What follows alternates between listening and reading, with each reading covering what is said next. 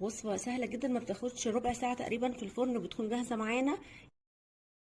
معايا نص كيلو من اللحمه فيها نسبه دهون عاليه شويه. معايا كمان نص كيلو من اوراق الفراخ، يعني مهم جدا يكون الاوراق مش الصدور. انا فرماها عشان نسبة الدهون اللي في الوراك تكون كويسة.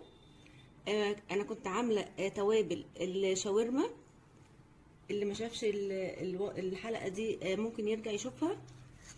معايا هنا كوبايتين زبادي بلدي.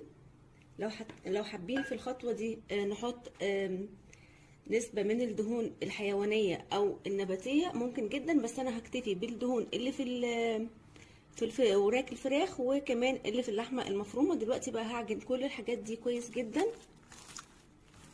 كده انا عجنت اللحمه مع اوراق الفراخ كويس جدا جدا، مده حلوه كده، مش اقل من 10 دقايق عشان تبقى كده متماسكه في بعضها.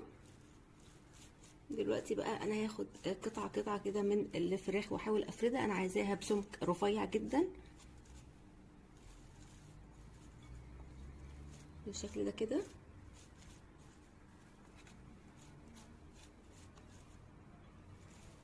كده بعد ما فردتها احط بس عليها ورقه زبده واضغط كويس جدا.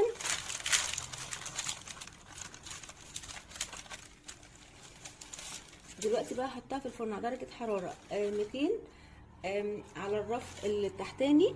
انا هنا لسه معايا نص الكميه، لسه هكملها. اللحمه بتاعتنا او الشاورما بتاعتنا استنيتها لما تهدى شويه علشان لما اقطعها تكون طريه مش ناشفه.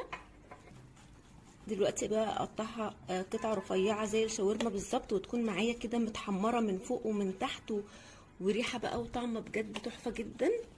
سخنه بس شويه، ممكن نستنى عليها لما نهدى، بس انا عشان مستعجله.